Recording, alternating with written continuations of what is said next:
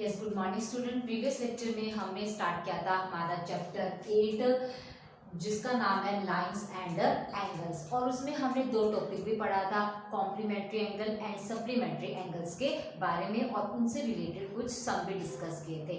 आज जो हम इसके अंदर हमारा जो नेक्स्ट टॉपिक हम पढ़ने जा रहे हैं वो है स्ट्रेट एंगल क्या होता है, कंप्लीट एंगल क्या होता है।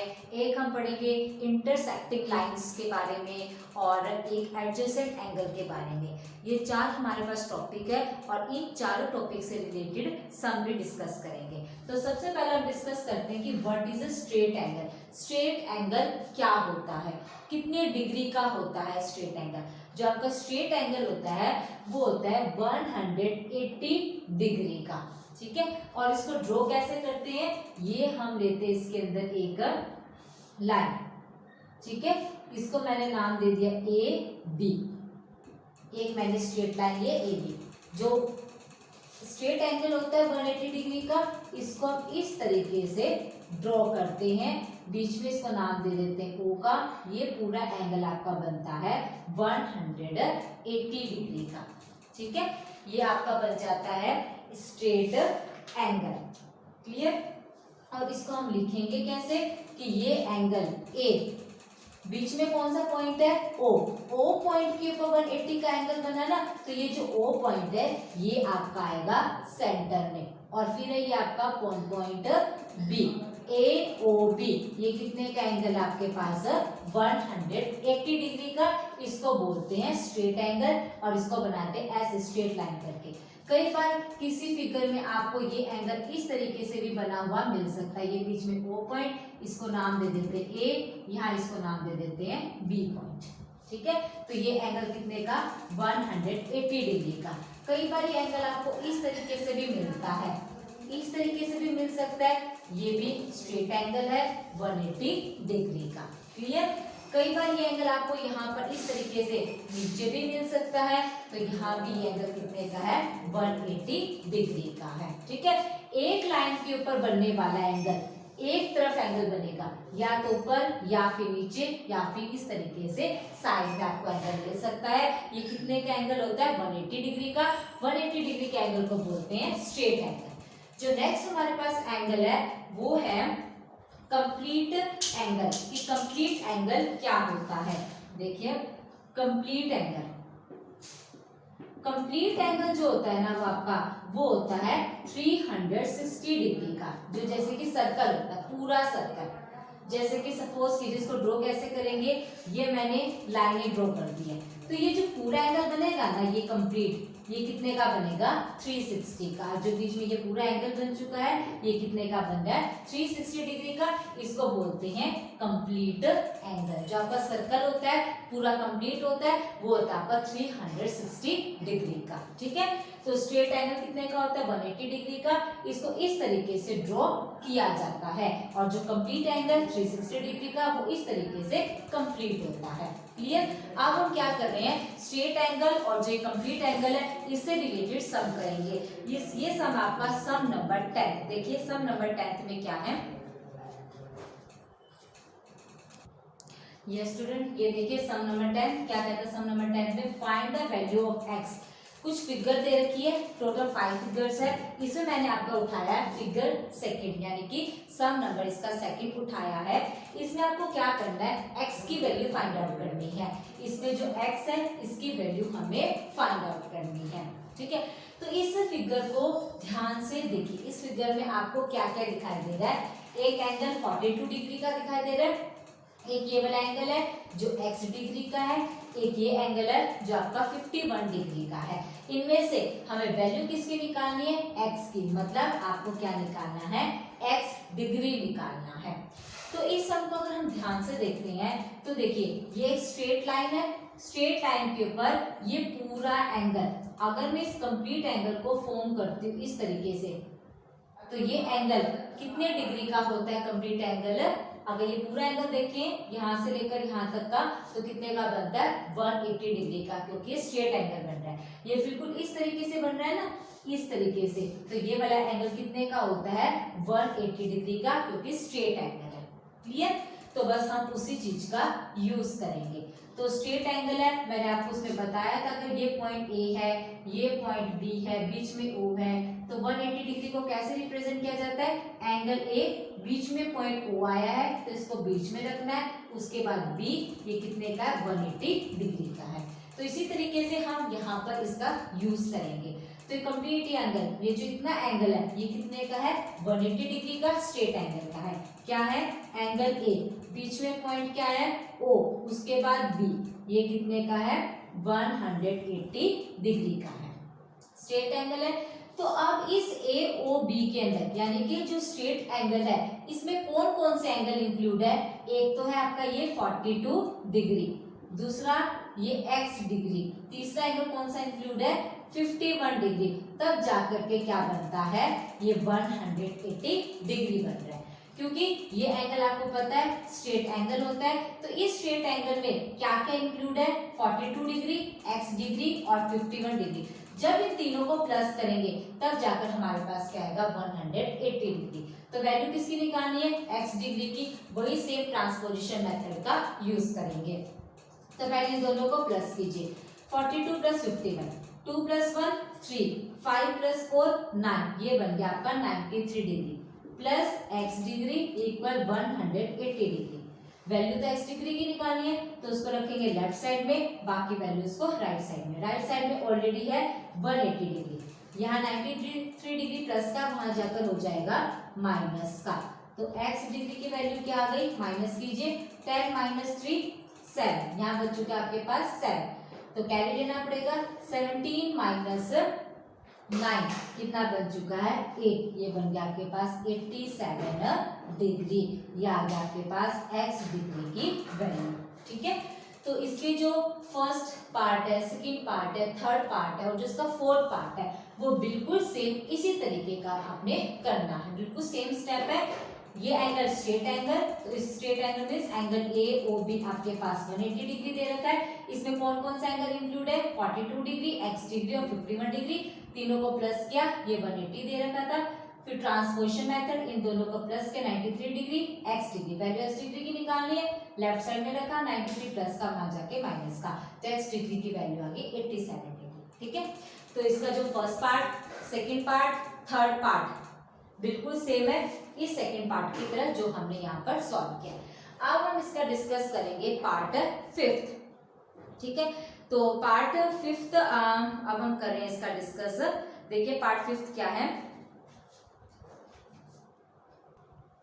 यस देखिए इसका पार्ट फिफ्थ के अंदर इस तरीके से आपका फिगर बना रखा है। ये फिगर आपने भी अपनी फेयर नोटबुक के ऊपर बनाना है with the help of pencil and scale, और पेंसिल बिल्कुल शार्प की हुई होनी चाहिए। क्लियर, अब इस फिगर के अंदर भी देखिए क्या क्या एंगल गिवन है, 90 डिग्री है, 165 डिग्री है, 69 डिग्री है और एक क्या है, x डिग्री है। वैल्यू किसकी निकालनी है, x की, मतलब x डिग्री की वैल्यू निकालनी है। तो अब इसको अगर ध्यान से देखते हैं तो इसमें एंगल्स इस तरीके से सर्कुलर की फॉर्म के अंदर एंगल है, जैसे कि मैंने आपको स्टार्टिंग में जब डेफिनेशन बता रही थी तब इस तरीके से एंगल बन रहा है ना, ये ऐसे सर्कल की फॉर्म में एंगल बन रहा है। अगर इन चारों को कनेक्ट करें तो इस तरीके से सर्कल की फॉर्म में एंगल बन रहा है, और जो एंगल सर्कल की फॉर्म में होता है उस एंगल को क्या बोलते हैं, कंप्लीट एंगल बोलते हैं। और कंप्लीट एंगल कितने का होता है, 360 डिग्री का। इसका मतलब है ये पूरा एंगल इसके अंदर कितने का दे रखा है, 360 डिग्री का दे रखा है, और वो कौन सा एंगल होता है, कंप्लीट एंगल। तो इसमें जो कंप्लीट एंगल है आपका वो कितना है, 360 डिग्री। तो इस कंप्लीट एंगल में कौन कौन सा एंगल इंक्लूड है, सबसे पहला एंगल आपके पास 90 डिग्री, उसके बाद 165 डिग्री, उसके बाद 69 डिग्री और उसके बाद x डिग्री इक्वल है 360 डिग्री। क्योंकि पूरा एंगल कंप्लीट एंगल है वो होता है 360 डिग्री का, इसमें इंक्लूड है 90 degree, 165 degree, 69 degree and x degree. Value x degree की निकालनी है, वही हम ट्रांसपोजिशन मेथड का यूज करेंगे। तो पहले हम इन दोनों को करते हैं प्लस, कितना आएगा 5, 9 प्लस 6 15, 5 कैरी 1, 1 प्लस 1 ये बन जाएगा आपके पास 2। Clear, plus 69 degree plus x degree equal 360 degree है। क्लियर। पहले मैंने क्या किया, इन दोनों को प्लस किया just only. 5 as it is, 9 plus 6 15, 5 carry 1 plus 1 2। अब इन दोनों को भी प्लस करते हैं। सो 9 plus 5 14, 4 carry 1, 6 plus 1 7, 7 plus 5 12, 2 carry 1, 2 plus 1 3 plus x degree equal 360 degree. Value x degree की निकालनी है तो लेफ्ट साइड में रहेगा, बाकी टर्म्स राइट साइड में। राइट साइड में ऑलरेडी प्रेजेंट है 360 डिग्री। लेफ्ट साइड में 324 है, वो यहाँ प्लस का है, वहां जाकर किसका हो जाएगा, माइनस का। 324 डिग्री। x डिग्री दोनों को कीजिए माइनस। 10 minus 4 6, 5 minus 2 3। तो x डिग्री की वैल्यू कितनी आ गई आपके पास, 36 डिग्री की। बस इसमें आपको ये ध्यान रखना है कि x जहां पर है वहां स्ट्रेट एंगल है या वहां पर कंप्लीट एंगल है। कंप्लीट एंगल है तो कंप्लीट एंगल लिखना है, फिर उसमें जो जो एंगल्स इंक्लूड है वो आपने लिख देने हैं, फिर वही ट्रांसपोजिशन मेथड की हेल्प से x डिग्री की वैल्यू निकालनी। और अगर स्ट्रेट एंगल बनता है तो स्ट्रेट एंगल लिखना है, उसमें जो जो एंगल्स इंक्लूड है उनको जस्ट प्लस करना है और ट्रांसपोजिशन मेथड का यूज करके वहां से x की वैल्यू फाइंड आउट करनी है। क्लियर। तो 10th के सारे सम हो जाएंगे। पहले जो 4 पार्ट है उसके अंदर स्ट्रेट एंगल है, 5th पार्ट के अंदर कंप्लीट एंगल था, ये मैंने आपसे डिस्कस कर लिया। आप जो नेक्स्ट डेफिनेशन करेंगे वो है इंटरसेक्टिंग लाइंस के बारे में, कि इंटरसेक्टिंग लाइंस क्या होती है, उनमें जो एंगल्स बनते हैं वो किस तरीके के बनते हैं, फिर उससे रिलेटेड एक सम डिस्कस करेंगे। ये स्टूडेंट, अब हम डिस्कस करें इंटरसेक्टिंग लाइंस क्या है। इंटरसेक्टिंग लाइंस क्या होती है, इंटरसेक्टिंग लाइंस में जो एंगल्स बनते हैं उन एंगल्स को क्या बोलते हैं और उनसे रिलेटेड सब। तो देखिए सबसे पहले इंटरसेक्टिंग। इंटरसेक्टिंग का मतलब क्या होता है, कट करके जाना, एक दूसरे को काटना। ठीक है। लाइंस है तो हम 2 लाइन लेंगे। एक लाइन सपोज कीजिए मैंने ये वाली ले ली है, इस लाइन को मैंने नाम दे दिया ए, बी लाइन है, और एक लाइन और मैंने इस तरीके से ड्रॉ कर दी, इस लाइन को मैंने नाम दे दिया सी का और डी का। तो 2 लाइन है, दोनों लाइन एक दूसरे को कट कर रही है, इस पॉइंट ओ पे कट कर रही है। तो ऐसी लाइन जो ए बी लाइन है और सी डी लाइन है, इस लाइन को हम बोलते हैं इंटरसेक्टिंग लाइंस। और ये दोनों लाइंस कहां पर इंटरसेक्ट कर रही है एक दूसरे को, पॉइंट ओ के ऊपर इंटरसेक्ट कर रही है। तो अब इन दोनों जो इंटरसेक्टिंग लाइंस है उसमें एंगल्स देखिए कहां कहां बनेंगे। एक एंगल आपका बनेगा ये, और एक एंगल बन रहा है ये वाला। ठीक है। ये जो 2 एंगल बन रहे हैं एक दूसरे के आमने सामने बन रहे हैं, एक दूसरे के अपोजिट में बनते हैं, तो इन एंगल को बोलते हैं हम वर्टिकल अपोजिट एंगल्स।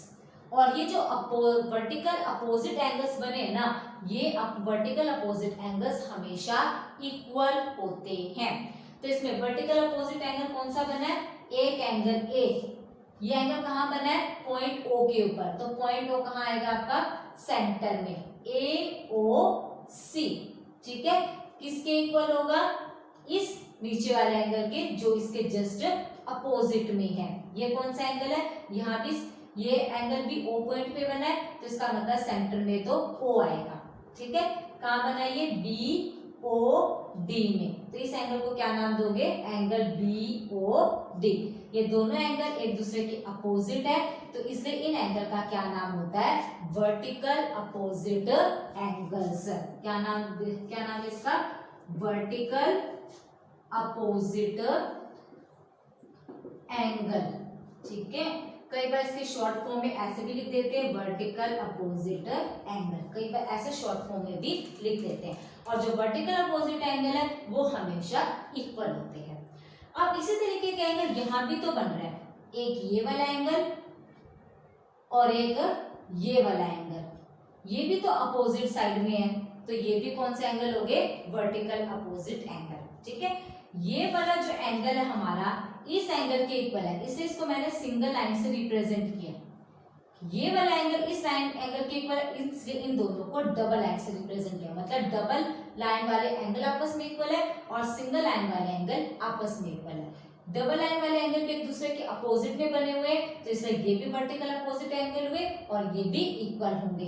तब देखिए इसको लिखेंगे कैसे, ये एंगल भी ओ पे बना हुआ है तो सेंटर में ओ तो आएगा ही आएगा।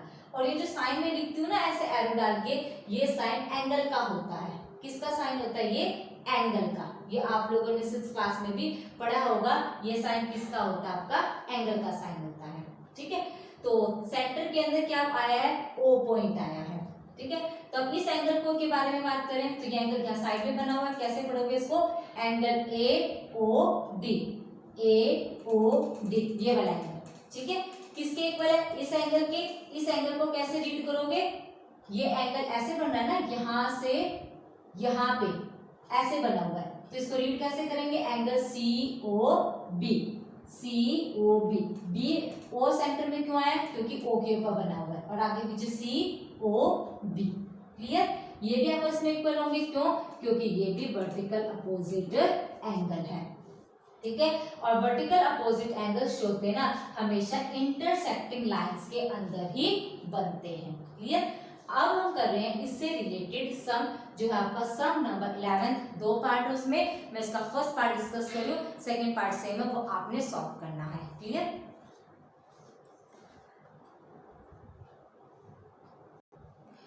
ये स्टूडेंट, ये देखिए sum number 11। Find the values of, हमें ए बी और सी की वैल्यू निकालनी है। मैंने इसका फर्स्ट पार्ट उठाया। अब ये देखिए फिगर, 2 लाइन ए बी और सी डी, ये सॉरी सी है, 2 लाइन है ए बी और सी डी एक दूसरे को इंटरसेक्ट कर रही है एट द पॉइंट ओ पे। तो इसका मतलब ए बी और सी डी कैसी लाइन हो गई? इंटरसेक्टिंग लाइंस हो गई। इस इंटरसेक्टिंग लाइंस के अंदर 4 एंगल्स दे रखे हैं, एंगल ए बी सी और एंगल 42 डिग्री। 3 एंगल अननोन है, ए बी सी, इन तीनों की वैल्यू हमें फाइंड आउट करनी है। और हमें पता है इंटरसेक्टिंग लाइंस के अंदर वर्टिकल अपोजिट एंगल बनते हैं और वो एंगल हमेशा इक्वल होते हैं। तो बस उसी रिजल्ट का हम इसके अंदर यूज करेंगे।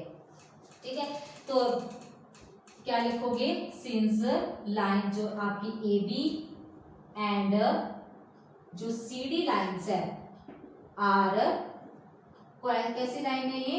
इंटरसेक्टिंग लाइन्स है, इंटरसेक्टिंग लाइन्स।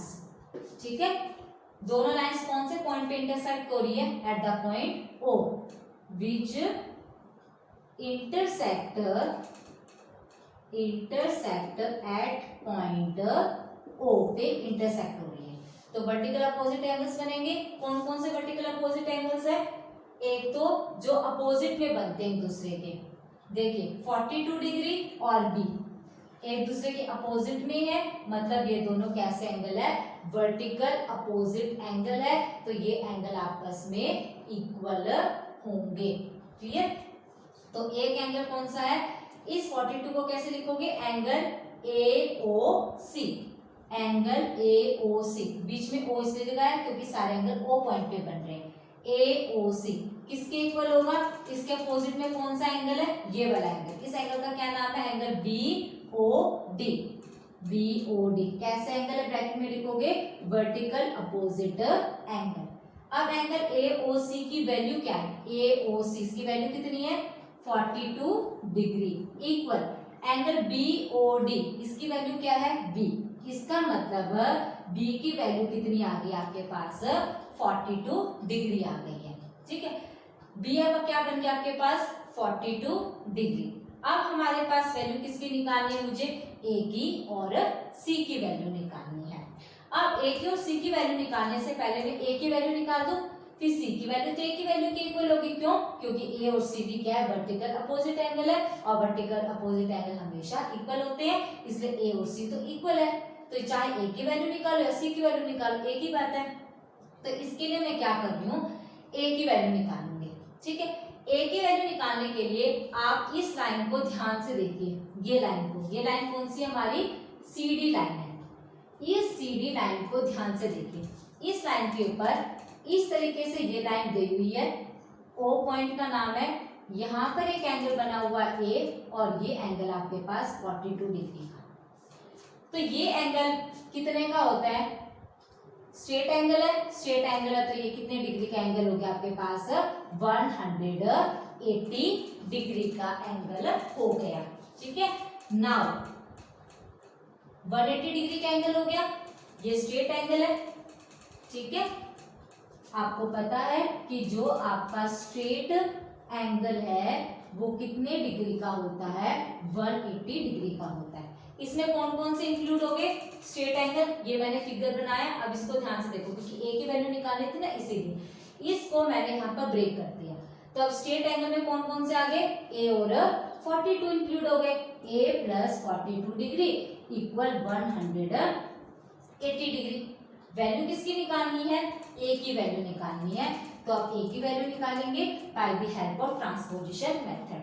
तो ए तो लेफ्ट साइड में रहेगा, बाकी सारी टर्म राइट साइड में। राइट साइड में ऑलरेडी क्या प्रेजेंट है? 180 डिग्री। तो 42 भी राइट साइड में चला जाएगा। 42 यहाँ किसका है? प्लस का, वहां जाकर किसका हो जाएगा? ये माइनस का। ठीक है, तो ए की वैल्यू कितना है? ये माइनस कीजिए, 10 - 2 8। ठीक है, यहाँ बचे 7, 7 - 4 3, ये बन गया आपके पास 1। क्लियर? तो ए की वैल्यू कितनी आ गई? 138 डिग्री। क्लियर? अब ए और सी तो कौन सा एंगल है? वर्टिकल अपोजिट एंगल है। क्यों? क्योंकि इंटरसेक्टिंग लाइंस के अंदर बने हुए हैं और एक दूसरे के अपोजिट में बने हुए हैं, तो ये वर्टिकल अपोजिट एंगल है। अगेन क्या लिखोगे? A and C are vertical opposite angle, कि ए और सी तो वर्टिकल अपोजिट एंगल है।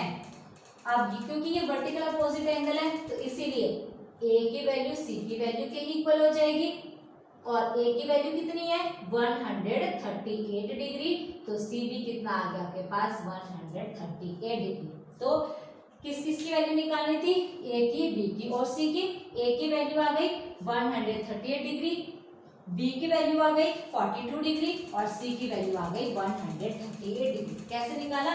इंटरसेक्टिंग लाइंस थी तो वर्टिकल अपोजिट एंगल इक्वल 42 और बी एक दूसरे के अपोजिट में बने हुए, वर्टिकल अपोजिट एंगल है तो इक्वल, तो बी की वैल्यू 42 डिग्री आ गई। फिर ए की वैल्यू निकालने के लिए मैंने इस लाइन का यूज किया, ये लाइन का, इस लाइन का यूज किया जो इस तरीके से बनी हुई है। ये एंगल देखो, ये तो स्ट्रेट एंगल है, स्ट्रेट एंगल 180 डिग्री का होता है। कौन कौन इंक्लूड है? ए और 42। ए की वैल्यू निकाली, फिर देखा ए और सी तो वर्टिकल अपोजिट एंगल है, ये तो ऑलरेडी इक्वल है, तो इक्वल है। ए की वैल्यू 138 थी तो सी की वैल्यू भी 138 डिग्री बन चुकी है। क्लियर? सो जो 11th सम का जो सेकंड पार्ट है वो बिल्कुल सेम है, इसी तरीके से आपने इसको सॉल्व करना है। अब हम इसमें डिस्कस करेंगे एडजेसेंट एंगल्स के बारे में कि एडजेसेंट एंगल क्या होता है और उससे रिलेटेड एक सम करेंगे। ओके,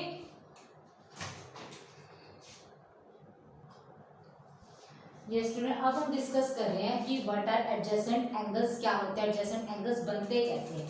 तो इसको समझने के लिए हम एक फिगर की हेल्प लेंगे। तो इसके लिए सबसे पहले मैंने क्या किया, एक रे में ड्रॉ कर रही हूँ ओ ए मैंने क्या ले लिया, कोई भी एक रे।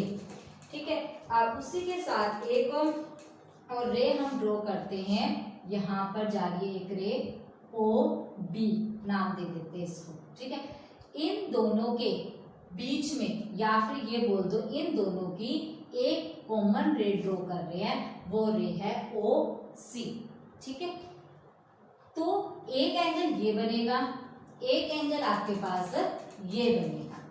ये जो दो एंगल बन रहे ना, ये दोनों ही एंगल कैसे हैं, एडजेसेंट है। अब देखिए इसको समझेंगे कैसे। एडजेसेंट एंगल्स हो गए ये दोनों, ये लिख लेते हैं। इस एंगल को क्या लिखेंगे आप, एंगल ए ओ और सी। एंगल को ऐसे एरो से लिखते हैं, ओ के ऊपर एंगल बना हुआ है तो ओ आपका सेंटर में आ गया, यहाँ था तो ऐसे पढ़ेंगे ए ओ सी। ठीक है, और एक ये वाला एंगल है, इस एंगल को कैसे पढ़ेंगे, एंगल बी ओ सी। ओ बीच में इसलिए आया क्योंकि ओ के ऊपर एंगल बना हुआ है। ये दोनों के दोनों एंगल कैसे हैं, आर एडजेसेंट एंगल्स। ठीक ठीक है। एडजेसेंट एंगल क्यों है, कैसे ये एडजेसेंट एंगल, क्या क्या मतलब निशानी इसको देखने की कि जो एंगल्स दे रखे एडजेसेंट है या नहीं है। सबसे पहली बात, 3 रे होनी चाहिए, एक OA, OB और OC। जो तीनों के तीनों रे है ना वो इस कॉमन पॉइंट के ऊपर मिल रही है, इस कॉमन पॉइंट पे आकर मिल रही है। जो ये कॉमन पॉइंट O पे मिल रही है ना इसको बोलते हैं हम वर्टेक्स।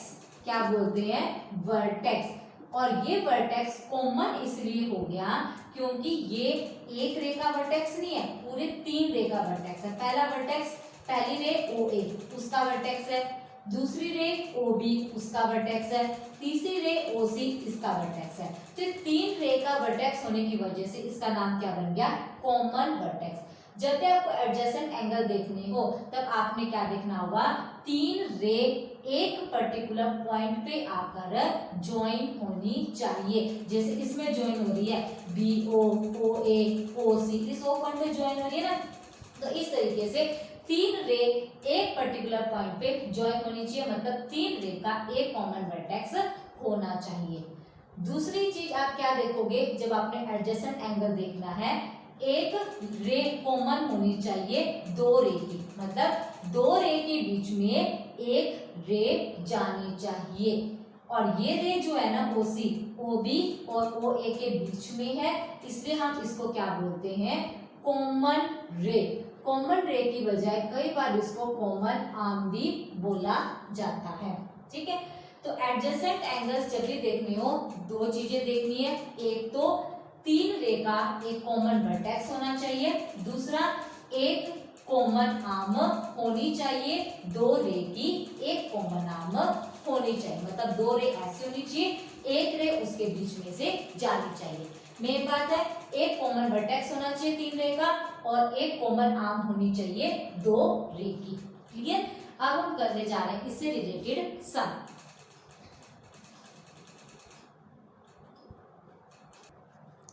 ये स्टूडेंट अब हम डिस्कस करें सम नंबर 6। सम नंबर 6 क्या कहता है, answer each of the following.